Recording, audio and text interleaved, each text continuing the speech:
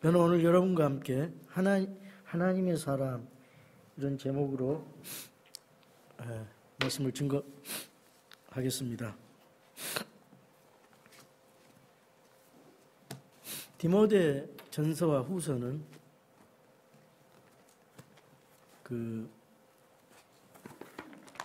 하나님의 사람, 즉 목회자가 어떻게 교회를 운영하고 인도해 나가는가, 그런 실질적인 교리와 그 경영 지침에 대해서 말씀하고 있습니다.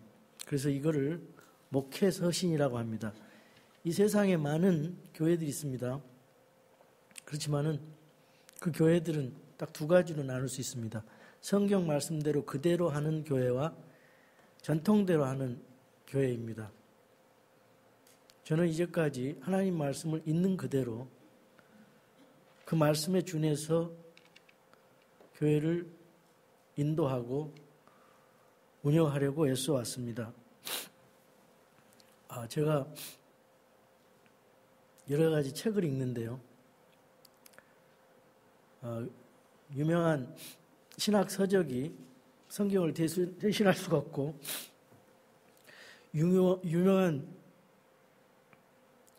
경영학자가 쓴 경영학 서적이 그걸 가지고 교회를 운영할 수가 없습니다. 유명한 심리학 학자가 쓴 그 심리학 서적을 가지고 우리가 그런 사상을 가지고 교회를 해나갈 수가 없습니다. 오직 하나님의 말씀, 이 말씀으로 족합니다. 제가 가끔 목회자 안수식에 가요. 근데 여러 군데 가봤지만은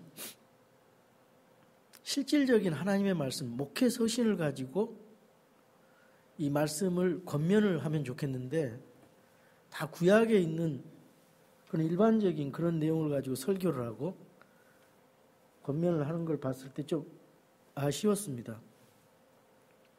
이 목회 서신에 하나님의 사람은 어떻게 교회를 운영해야 되고, 어떠한 자격 요건을 가져야 되고, 어떤 마음의 태도를 가지고 하나님의 양떼들을 주님의 뜻대로 인도하는가, 그런 내용이 적혀져 있습니다. 여기 특별히 마지막 부분, 이 디모데전서 6장에 보시면은 하나님의 사람이 어떤 인격을 가져야 되는가, 그런 내용입니다. 결국 하나님의 사역에 대한 문제는 우리가 어떤 일을 많이 하고 크게 하는가, 거기에 달려 있지 않습니다. 우리 한 사람이 주님 앞에 어떤 사람이 되어가는가, 이것이 참 중요합니다. 그러니까 우리가 무엇을 하기 전에 내가 누구인가를, 어떤 사람인가를 분명히 알고 주님의 사역을 감당해야 그 일이 주님 앞에 합당하게 드려지고 쓰임받을 수가 있는 것입니다. 일이 중요하지 않다는 말이 아닙니다. 인간의 됨됨이가, 인격이 중요하다, 그런 말씀이 됩니다. 의미하는 것입니다.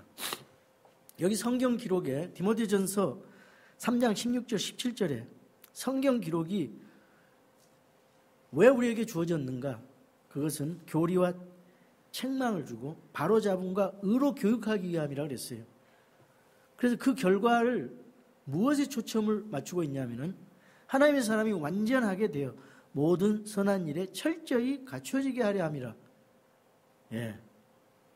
일보다도 사람됨을 강조하는 것입니다. 일의 질은 인격, 즉 품성, 사람 됨됨이만큼 그렇게만 드러날 것이기 때문에 성경은 행위, 즉 사역의 문제보다 그 일을 감당해야 할 사람의 인격을 더 강조하고 있습니다. 하나님의 사람이 된다는 그런 의미는 무엇입니까? 여기 11절에 보니까 오 하나님의 사람아, 오 하나님의 사람아. 사도 바울이 그러나 오 하나님의 사람아 그랬습니다.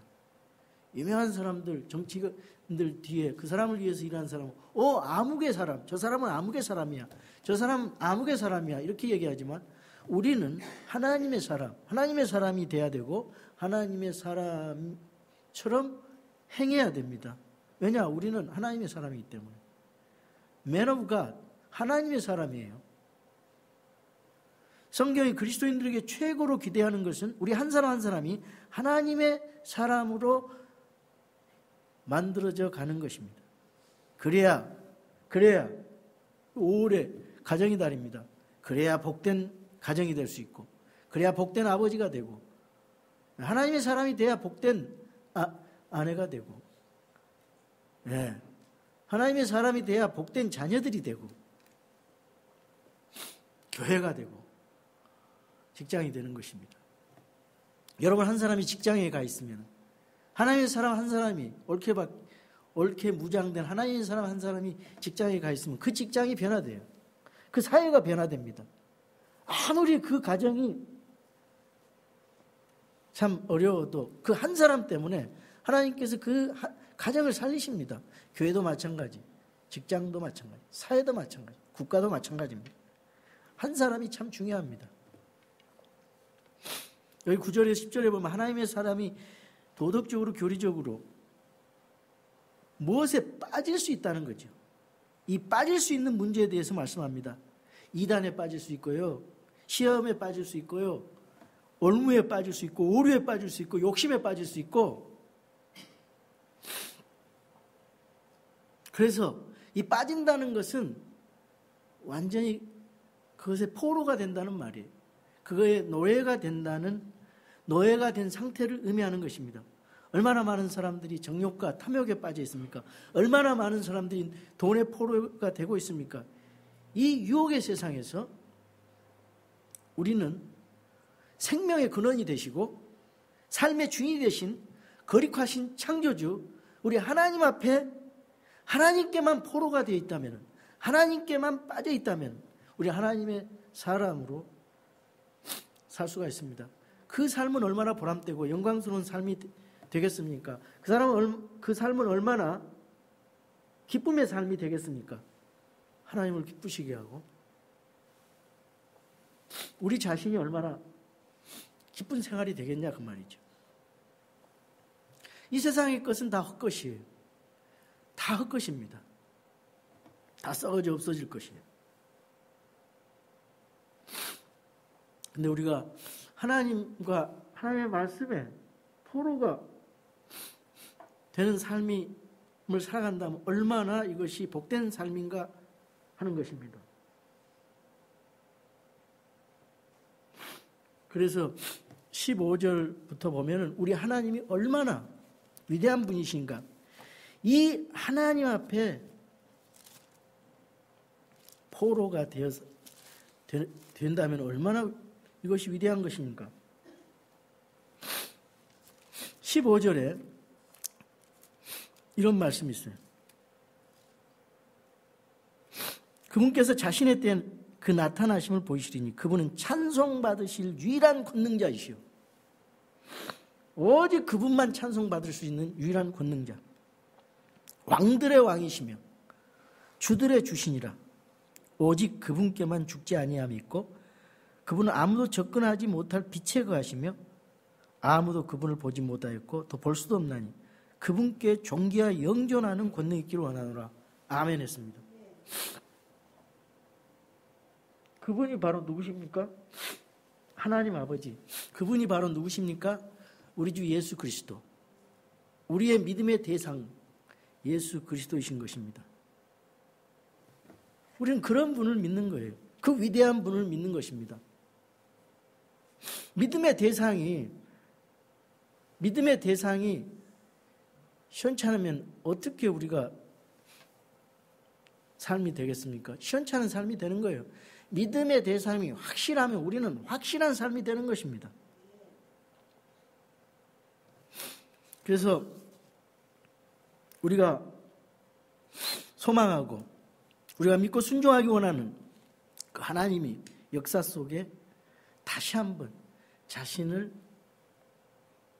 나타내 보신다 그랬어요. 우리 예수님께서 자신의 영광을 다시 한번 나타나기 위해서 재림하시는 그날이 있다는 걸 여기 밝히고 있어요. 그 하나님은 전능하시고 불멸하시고 절대적인 거룩함과 영광스러우신 그런 하나님. 그 하나님께 우리가 사로잡혀야 된다 그 말이죠. 구약에서 하나님의 사람에 대해서 어떻게 사용되고 있습니까?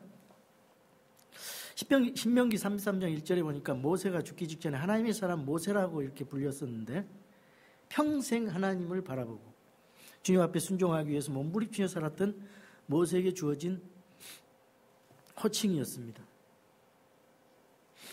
이 하나님의 사람이라는 이 호칭은 하나님을 사랑했던 모든 사람들의 궁극적인 소망이요 영광스러운 호칭인 것입니다. 사무엘상 9장 6절에 보니까 사울이 하나님의 대언자인 사무엘의 인도로 왕이 되는 과정에서 그 길을 인도할 수 있는 사람은 하나님의 사람이어야 된다. 그래서 하나님의 사람으로 이스라엘 백성들을 바르게 인도해주고 올바른 답을 해주고 문제를 바르게 해결하는 사람, 그런 사람이라 그랬어요. 우리가 정치적으로 어수선할 때 정말 그 문제의 핵심을 꿰뚫고 바르게 인도할 수 있는 정치적 지도자, 경제가 위기를 맞을 때 탁월한 경제 전략가가 필요하듯이 역사적으로 우리 인생에 있어서 방황할 때 정말 이 어둠 속에서 우리가 구출을 받아야 할 때, 이 사망에서 생명으로 구출받을 때 필요한 것이 바로 하나님의 사람. 여러분이 다 하나님의 사람이 될 수가 있습니다. 올바른 진리로 인도할 수 있는 사람이 될 수가 있습니다. 열왕기상 17장 24절에 엘리야가 사르밧 과부의 집에서 거하다가 그 아들이 죽은 상황에서 자기 문제를 엘리야에게 호소할 때 엘리야의 기도로 살아나자 24절에서 이 여인은 내가 이제 당신은 하나님의 사람이시오, 당신의 입에 있는 주의 말씀은 진리인 줄 아나이다라고 고백하고 있습니다. 느헤미야 12장 24절 예루살렘 성을 건축하는 과정에서 이스라엘 백성들이 다윗에 대해서 어떻게 표현하고 있습니까? 그들이 자기들 맞은편에 자기 형제들과 함께 하나님의 사람 다윗의 명령에 따라 분반별로 서로 찬양하며 감사를 드리고, 하나님의 사람, 다윗은 하나님의 사람이라고 기억되고 있습니다. 다윗이 이미 죽었는데 그 영향력은 하나님의 사람으로 백성들에게 아직도 함께하고 있었습니다. 오 하나님의 사람아, 이것은 돈과 권력과 정욕의 포로가 되어 살고 있는 이 세상 속에서 진실로 하나님의 사람으로 살아가도록 우리에게 도전을 주는 말씀입니다. 여기 하나님의 사람에게 도전을 주는 메시지가 5가지의 동사로 요약되어 있습니다. 첫 번째 동사입니다. 피하라는 것입니다. 하나님의 사람다운 사람이 되려면 돈을 사랑하는 유혹을 피하라는 것이에요. 돈은 필요한 것입니다. 그럼 돈을 사랑하는 것이 위험하다 그 말이에요. 돈을 사랑하는 그것은 모든 악의 뿌리가 된다고 10절에 말씀하고 있습니다.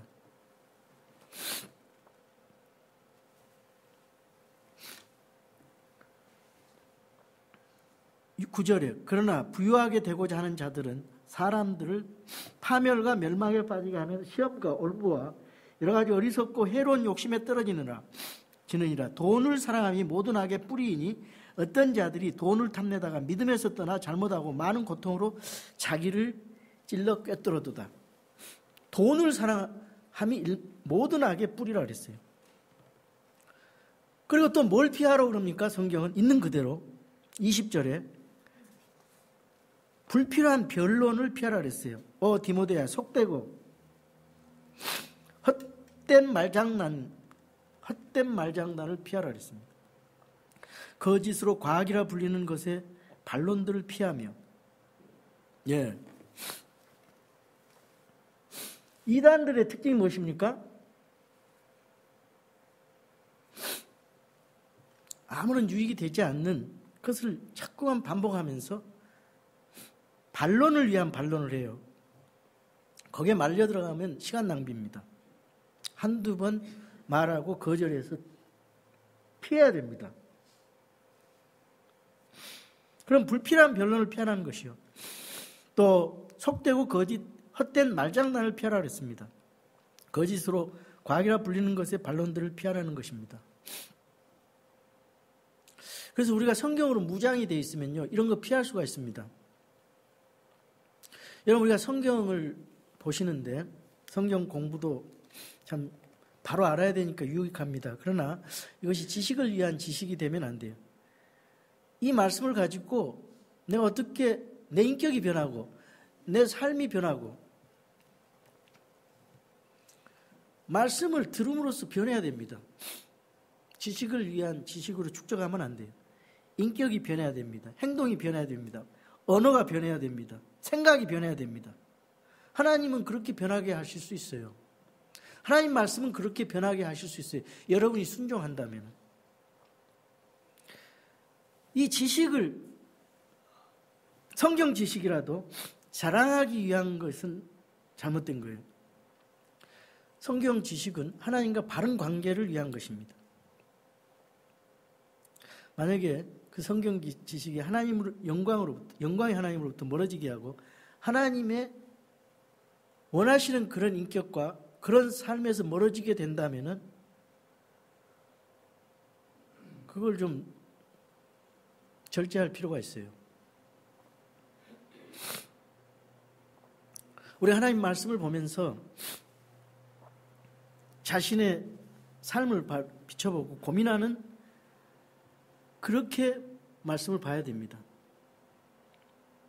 말씀을 통해서 내가 어떤 인격이 되어가는지 묻는 그런 태도로 성경을 공부해야 됩니다. 말씀 앞에 겸손히 가슴이 깨어지는 고백과 눈물의 회개가 있는 성경 공부가 돼야 됩니다. 마귀는 여러 가지 이러한 것들을 통해서 우리를 유혹하죠. 교묘한 방법으로 덫을 놔요. 그럼 우리는 마귀를 대적하고 죄를 짓게 하는 유혹의 상황을 피해야 됩니다.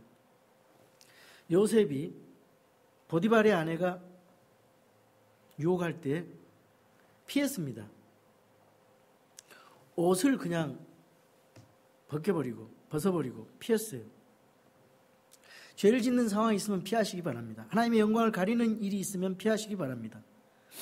디모데 후서 2장 20절에 피하라는 단어가 또 나옵니다. 청년의 정욕을 피하고 오직 순수한 마음으로 주를 부르는 자들과 함께 의와 믿음과 사랑과 화평을 따르라 그랬습니다. 거기 앞절에 20절 27절에 보니까 그러나 큰 집에는 금그릇과 은그릇뿐만 아니라 나무그릇과 질그릇도 있어 어떤 것들은 종기에 이르고 어떤 것들은 수치에 이르나니 그러므로 사람이 이런 것들로부터 자기를 깨끗하게 하면 종기에 이르는 그릇 곧 거룩히 구별되어 주인이 쓰기에 합당하며 모든 선한 일에 예비된 그릇이 되리라.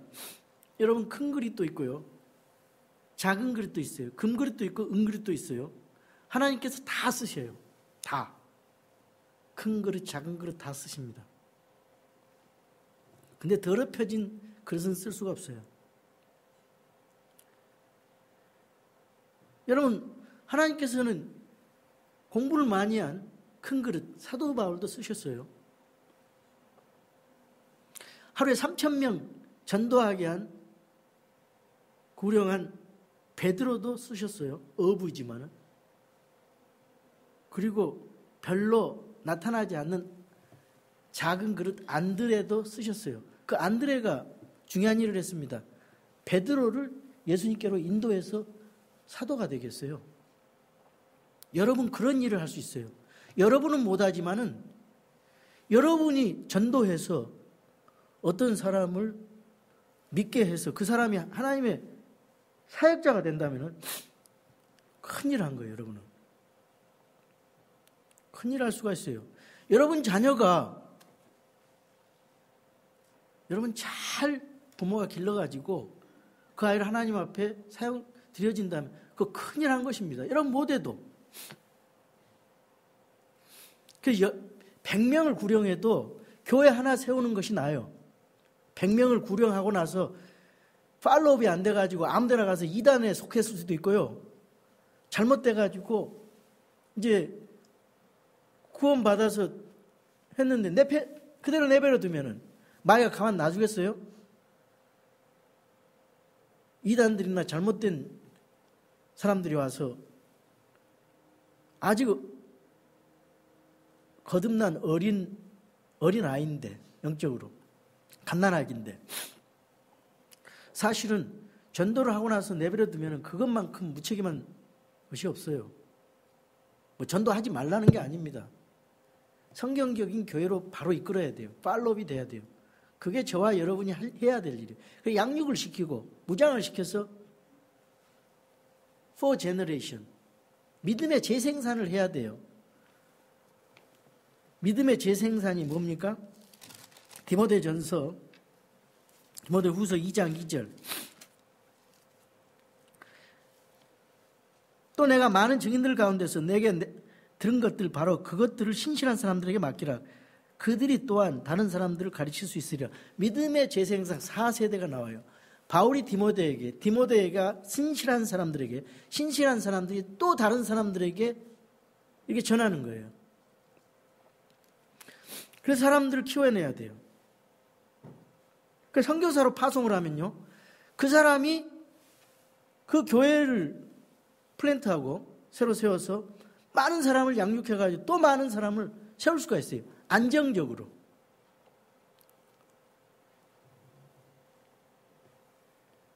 그래서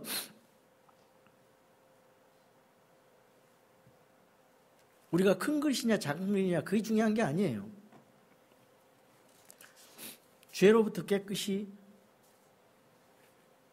쓰임받는 깨끗한 그릇이 돼야 된다는 것이죠. 그래서 더럽혀질 상황에서 피하라는 것입니다.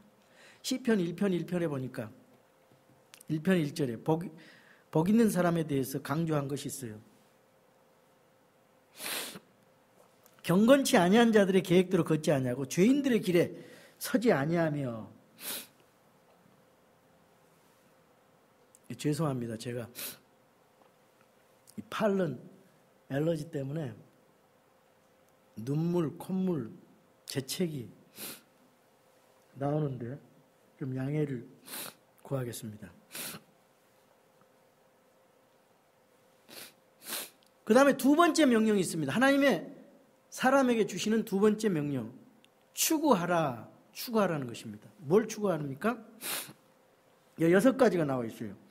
의와 하나님의 성품, 가들리니스, 그것은 하나님의 성품으로 경건으로 번역을 할 수가 있는데, 그 다음에 믿음과 사랑과 인내와 온유를 추구하라 그랬어요. 여기 나누어서 한번 생각해 볼까요? 의와 하나님의 성품, 경건은 뭐냐? 나와 하나님과의 바른 관계를 갖는 덕목입니다.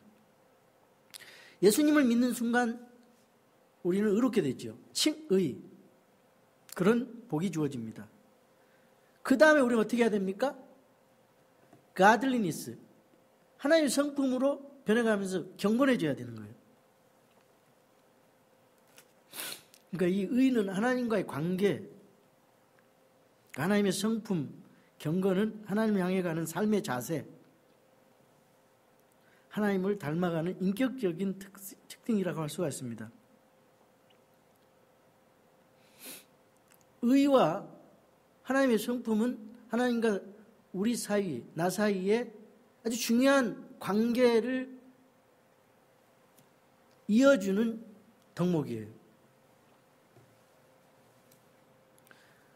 오늘 우리의 삶 속에 의와 하나님의 성품을 추구하는 모습이 있습니까? 그 다음에 믿음과 사랑이 있습니다. 믿음과 사랑. 의가 없이는 하나님의 성품이 있을 수가 없습니다. 마찬가지로 믿음이 없이는 사랑이 있을 수가 없지요.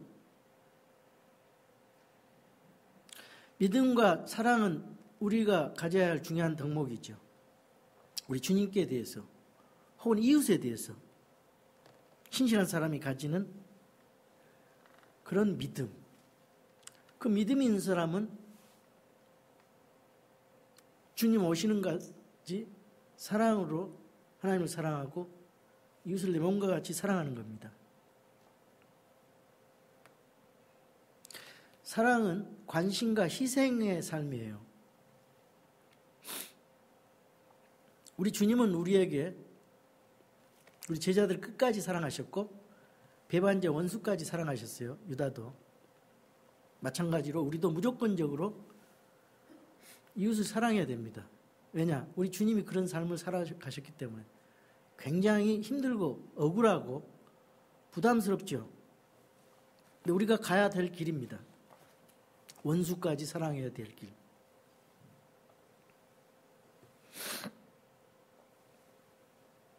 의와 경건, 하나님의 성품이 하나님과 관계에서 하나님 편에 더 강조점을 두는 특성인 것에 반해서 믿음과 사랑은 하나님과 관계하고 있는 우리 편에서의 인격적인 덕목을 더 강조하는 덕목입니다.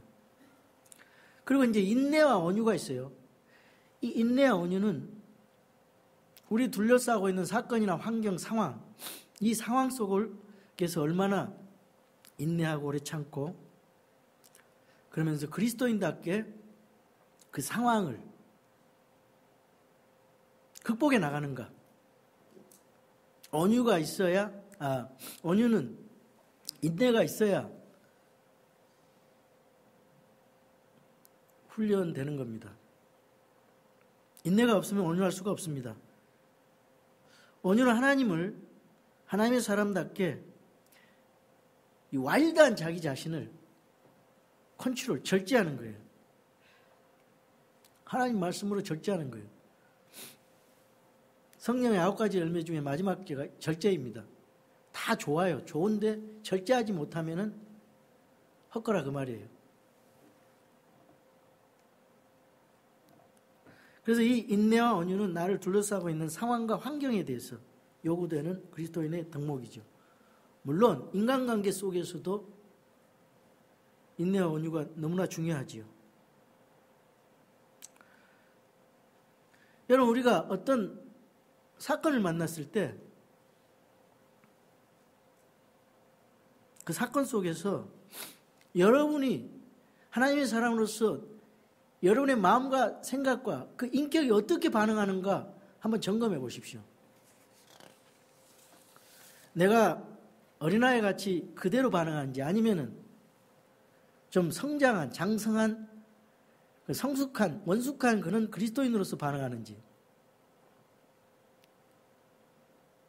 여러분이 억울한 일을 당하고 손해를 봤다 할지라도 바로 반응하고 바로 그걸 적대시하고 그러면 그거는 성숙한 크리스찬이 아니죠. 어린아이처럼 원망 불평한다면 크리스찬 성숙한 하나님의 사람이 아니겠죠.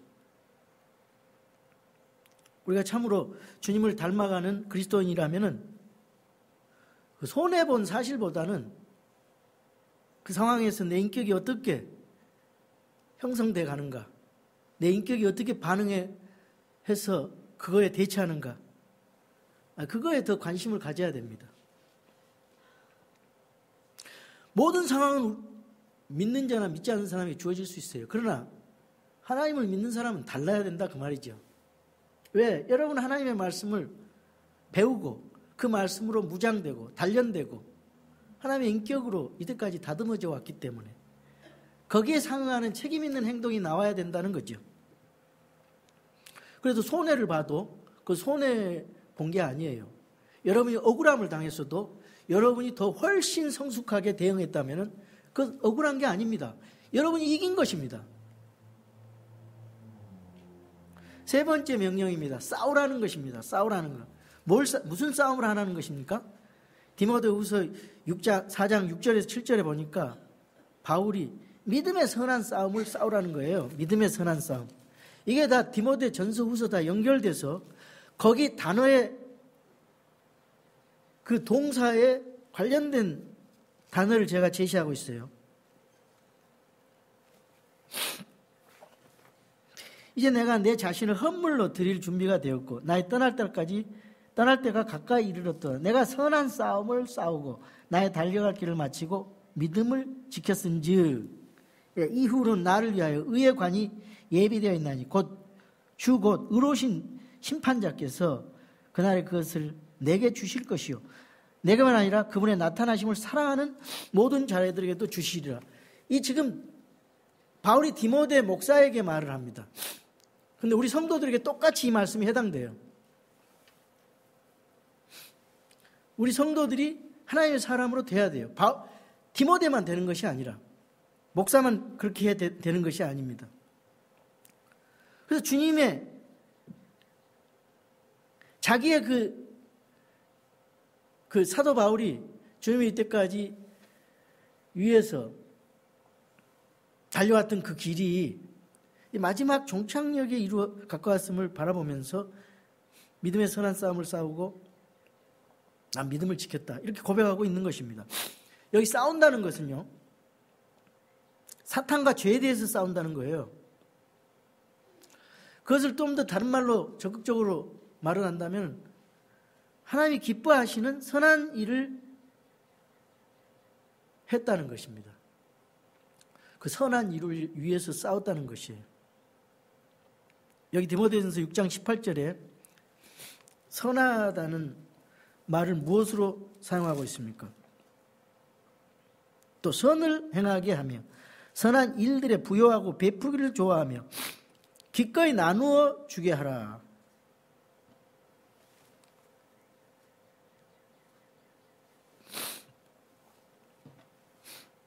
돈을 벌기 위해서 땀을 흘리고 몸부림치는 이 세상에서 선한 싸움을 싸우라는 것입니다.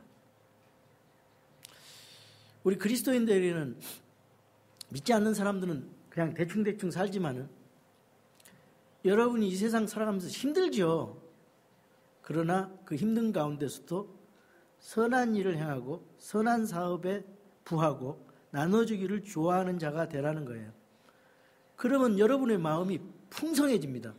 하나님이 기뻐하십니다. 여러분 자신도 기뻐하게 돼요. 예를 들어서 나는 좀 어렵지만은 선교사님들을 위해서 조그마한 물질로서 함께 힘을 보탠다든지, 물질이 안 된다면은 마음이라도 넓게 열어서 기도를 한다든지, 그럼 자기 자신에게 복이 되고 유익이 되고 선한 싸움을 싸우는 것입니다. 여러분, 세상에서 부요함을 추구하는 것은 승리의 길이 아닙니다. 오히려 패배의 길이라고 성경은 말씀하고 있습니다. 왜 그러느냐? 주님 앞에 서는 날 네가 얼마나 돈을 많이 벌었느냐?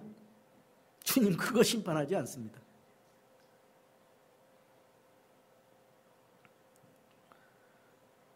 내가 맡겨준 것을 어떻게 사용하며 살았는가? 이걸 주님께서 물으실 것입니다.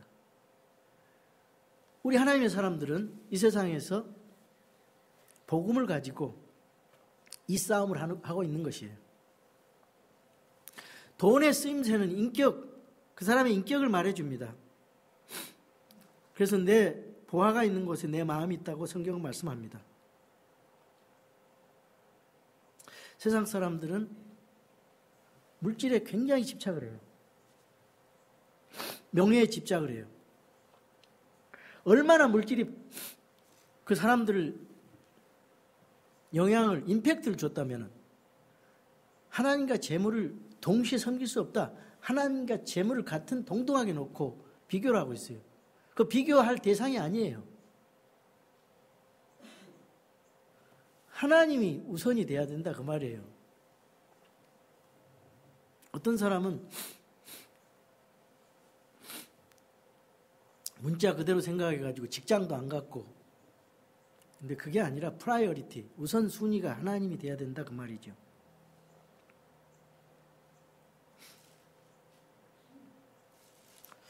여러분, 세상 사람들이 집착하고 소중히 여기는 것에 대해서 여러분 어떻게 생각하고 사용하고 있습니까? 여러분, 물질을 얻는 거 중요하지요. 근데 그것이 전부가 되면 안 돼요. 예배를 빠질 정도로 거기에 집착해버리면 안 돼요.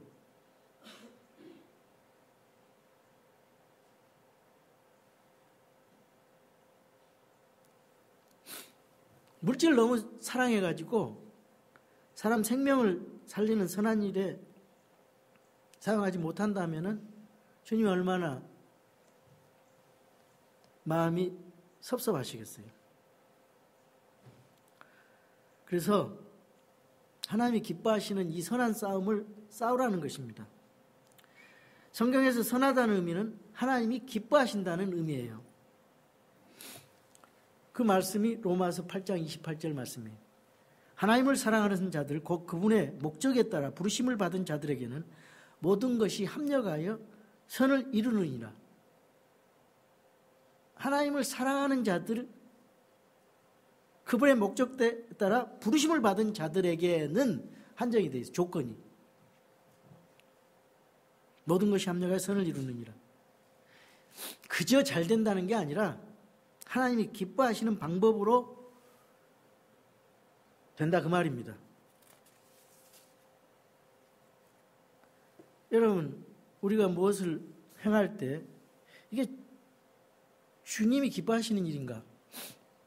이렇게 사는 것이 주님이 기뻐하실까? 이렇게 생각하면서 살아야 됩니다. 그래서 세밀한 부분까지 주님과 상의하고 구체적으로 순종하기를 원하는 그런 삶을 살아야 됩니다. 그러면 주님께서 도와주시고 기쁘게 인도해 주십니다. 네 번째로 명령하고 있어요. 붙들라 그랬습니다. 무엇을 붙들라는 것입니까? 여기 영원한 생명을 붙들라 그랬어요. 여기 잘못하면은 이게 끝까지 붙들므로 이 생명이 유지된다 이렇게 생각하면 안 됩니다. 이미 우리는 그 영원한 생명을 가지고 있어요. 이 영원한 생명을 견고하게 붙들면서 누리라 그 말이에요. 그래야 하나님이 기뻐하시는 삶을 살 수 있고 하나님이 원하시는 삶을 살 수 있기 때문에 이 영원한 생명이 얼마나 중요한데 이게 너무너무 감사하고 그래서 내가 너무 이 하나님을 사랑하는 마음으로 이 영원한 생명을 누리는 것입니다. 그러다 보니까 마음이 얼마나 넓어지겠어요. 얼마나 상대방을 배려하겠습니까? 근데 이 세상에 관심을 두고 자기만 집착하고 이기적인 사람들은 하나님도 안 보이고 다른 사람도 안 보여요. 그리고 그런 사람들이 영원한 생명이 없으니까 감동된 삶을 살 수 있을까요? 그런데 우리 하나님의 사람들은 주님을 기쁘시게 하기 위해서 사는 사람들이에요. 그리스도 안에서 영원한 생명을 누리며 감격을 누리며 살아가는 사람들입니다. 그냥 힘들고 그래도 왠지 마음이 기뻐요. 왠지 주님 안에서 기뻐요. 힘들어도 찬송이 나오고 휘파람이 나온다 그 말이 힘들어도 하나님이 그런 위로를 주시고 마음에 기쁨을 주시니까 어떤 상황 속에서도 기뻐할 수 있는 거예요. 여러분은 단순히 영원한 생명을 소유하고 있습니까? 아니면 영원한 생명을 누리고 있습니까?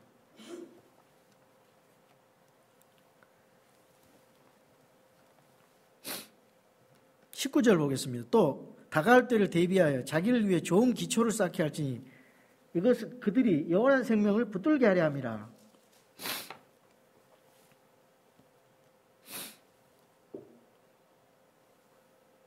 내 소망은 이 땅이 아니라 하늘에 있어요. 이 땅은 나그네요 순례자입니다. 이 땅에서 잘 살기 위해서 발버둥 치는 사람들이 있다면은 하나님의 사람됨을 깨닫지 못한 사람들이에요. 여러분, 영원한 생명을 누리십시오. 즐기십시오. 다섯 번째로 지키라 그랬습니다. 하나님의 사람으로 살기 위해서 마지막으로 명령하는 것은 앞에서 말한 명령을 지키라는 것입니다. 14절에 우리 주 예수 그리스도께서 나타나실 때까지 재림하실 때까지 점도 없고 책망받을 것도 없이 이 명령을 지키라 그랬어요. 점도 없고 흠도 없는 어린 양 같은 예수 그리스도, 우리 주님의 인격을 나타날 때 쓰이는 말을 여기 사용하고 있어요. 주님도 그런 분이기 때문에 영광스러운 교회, 우리 신부들도 이렇게 점도 없고 책망받을 것도 없고 흠도 없는 그런 주님의 신부로서 지키라는 것입니다. 명령을 지키는 거예요. 여러분, 머리 대신 주님은 몸된 교회에 명령을 주셨어요.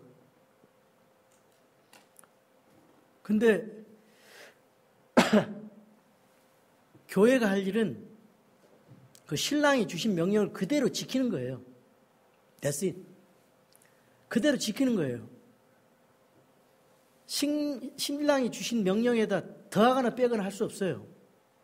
근데 오늘날 교회가 그 일을 하고 있고요. 교단이 그 일을 해요. 거기서 전통이 생기는 겁니다. 거기서 문제가 생기는 거예요.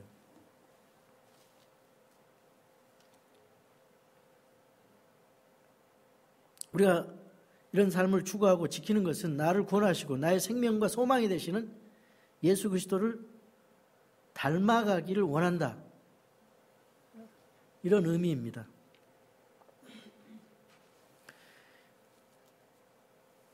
주님의 인격을 닮아가기 위해서 이런 삶을 추구하고 이 명령을 지키십니까?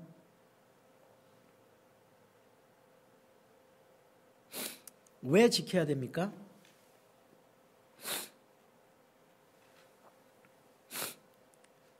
흠이 없고 점도 없는 우리 예수님처럼 그분 오실 때 우리 주님 앞에